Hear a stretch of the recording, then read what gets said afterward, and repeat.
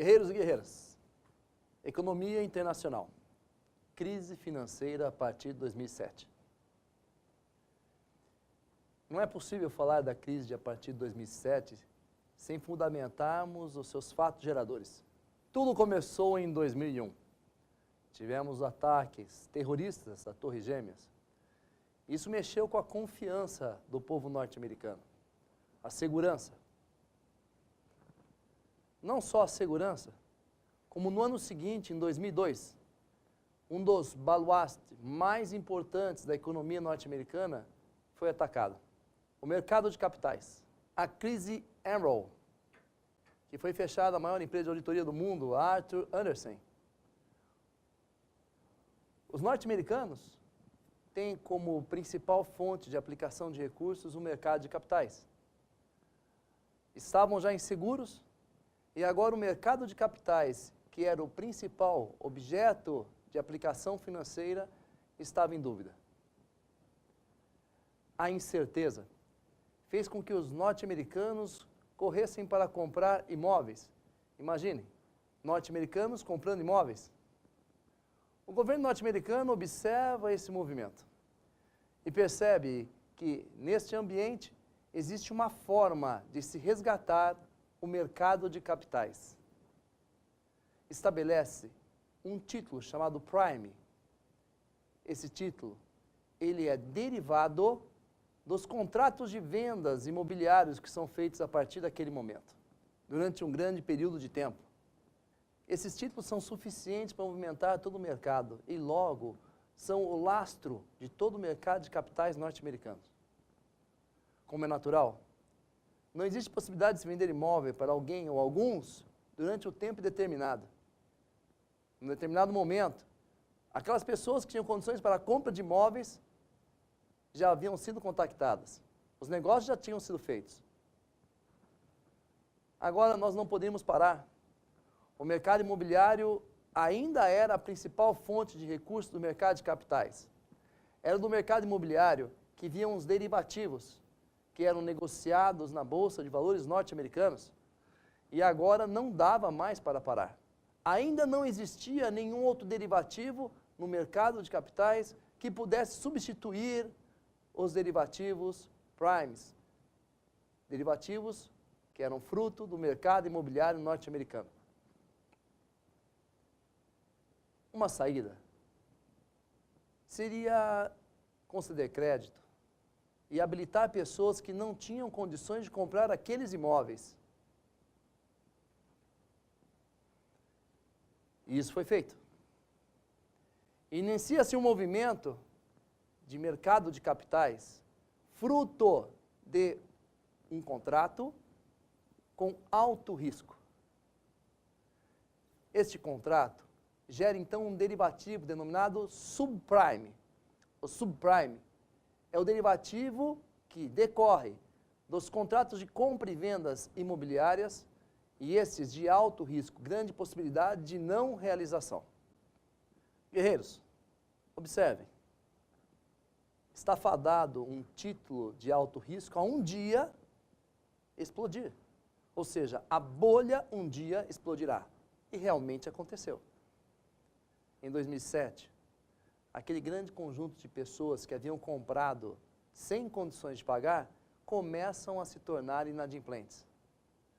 Uma vez que aquele título, que representa um grande laço no mercado de capitais, começa a se tornar inadimplente, o risco aumenta. O governo norte-americano, por uma questão de segurança, retira todos esses títulos do mercado de capitais. Vamos imaginar, então, qual é o cenário que nós temos agora. Uma enorme quantidade de títulos que haviam sido negociados no mercado de capitais por investidores que não queriam receber efetivamente o valor da prestação, mas utilizavam esses títulos como meio de manutenção do poder aquisitivo e até mesmo ganhar por especulação. Esses investidores perdem tudo quando os títulos são retirados do mercado. O Brasil teve sorte. O Brasil não podia negociar esses títulos. Na época, Observamos e ouvimos Manteiga dizendo que isto era um comportamento de manada, o que Lula veio a chamar de marolinha. Ou seja, isso não impactava na nossa economia. E em um determinado momento ia se apresentar e o mercado brasileiro ia se restabelecer, como realmente aconteceu. O Brasil foi o segundo país a sair da crise. E a Europa? O mercado europeu utilizou esse título subprime como fonte de aplicação de governos e empresas. Muitas empresas aplicavam seus recursos em subprimes. Esses recursos eram recursos, na maioria das vezes, de capital de giro. Capital necessário ao ciclo normal da empresa. Não era um capital sobrando para investimento, mas capital necessário ao giro normal da empresa. No momento em que esse título é retirado no mercado, as pessoas que tinham o seu investimento temporário para manutenção de capital de giro, perdem o seu capital de giro. Nos Estados Unidos, quebra Lehman Brothers, banco de investimento. Na sequência, o governo norte-americano, presidente Bush, acaba por socorrer uma série de empresas. Empresas de seguradoras, mas principalmente fonte de recursos de capital de giro de algumas empresas.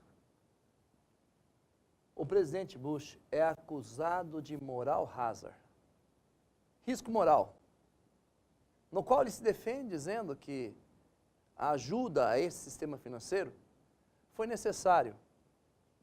A contrapartida disso, ou seja, o sistema financeiro quebrando, traria um prejuízo à economia muito maior do que efetivamente aconteceu. Nos Estados Unidos, inicia-se um processo em que as instituições financeiras começam a tratar cada um desses valores, cada um desses títulos, separadamente. Começam a chamar os devedores para negociação, buscar um perfil de dívida adequado à capacidade de pagamento. Mas, enquanto isso, o mercado americano e internacional sofre uma grande crise. Os mercados internacionais, principalmente a Europa, amarguram sem a possibilidade de fazer essa negociação pessoal. Os bancos e instituições financeiras são obrigados a reconhecer, naquele momento, um grande volume de crédito e liquidação. Ou seja, todos os valores que haviam por receber são avaliados segundo um conceito de prudência. Nas instituições financeiras, e isso é um item muito importante do edital de vocês, existe a regulação prudencial. A regulação prudencial determina que, havendo risco, nós temos que determiná-lo ao máximo. Ou seja, os valores que constavam nos balanços das empresas, valores a receber, sobre o qual agora existia uma grande dúvida quanto ao recebimento, muitos deles avaliados a valor justo, eram agora tidos como não recebíveis. A inadimplência parece um monstro que assola a todas as instituições financeiras. Alguns países como a Grécia não conseguiram suportar. Dentro da Europa, principalmente mercado comum europeu, se iniciam processos de ajuda. Entretanto, somente seriam ajudados aqueles que permitissem, por conta dos países do comércio europeu, uma pequena interferência. Bom, ninguém sabe exatamente se seria pequeno ou grande, entretanto, seria um grau de interferência. Os países da Europa primam pela soberania e resistiram amargamente à interferência externa. Por muitas vezes, o mundo enxergou somente a Alemanha como o país que ainda estava com saúde financeira adequada. Assistimos a crises enormes na Espanha, em Portugal. Verificamos um nível de desemprego em países, tal como a Espanha, chegando a 50% da capacidade ativa. Como dissemos, alguns países como a Grécia aceitaram ajuda. E nós observamos um alto grau de intervenção na economia e uma revolta da população sem antes precedentes. Os investidores dos países europeus e mesmo dos Estados Unidos começam a se direcionar a países como o BRICS. Aqueles do BRICS, Brasil, Rússia, Índia, China e África do Sul. Esses países começam a receber os investidores tendo em vista o alto grau de insegurança que havia no seu país de origem. O Brasil, durante muitas vezes, esteve como segundo país em investimentos no mundo. Entretanto, nos países europeus, o que se observava é uma crise sem precedentes. Nenhuma ação direta dos governos locais era suficiente para fazer frente a tal crise. Nada podia fazer com que a motivação, o ânimo do consumidor aumentassem. A crise piorava porque o próprio cidadão não queria comprar, não queria gastar.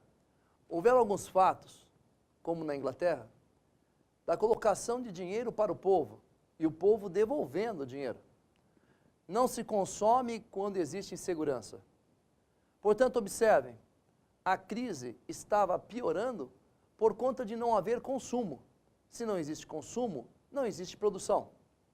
Nos Estados Unidos, a negociação com os clientes começava a tomar o rumo. As instituições financeiras chamavam então os seus clientes e repactuavam com eles condições financeiras adequadas.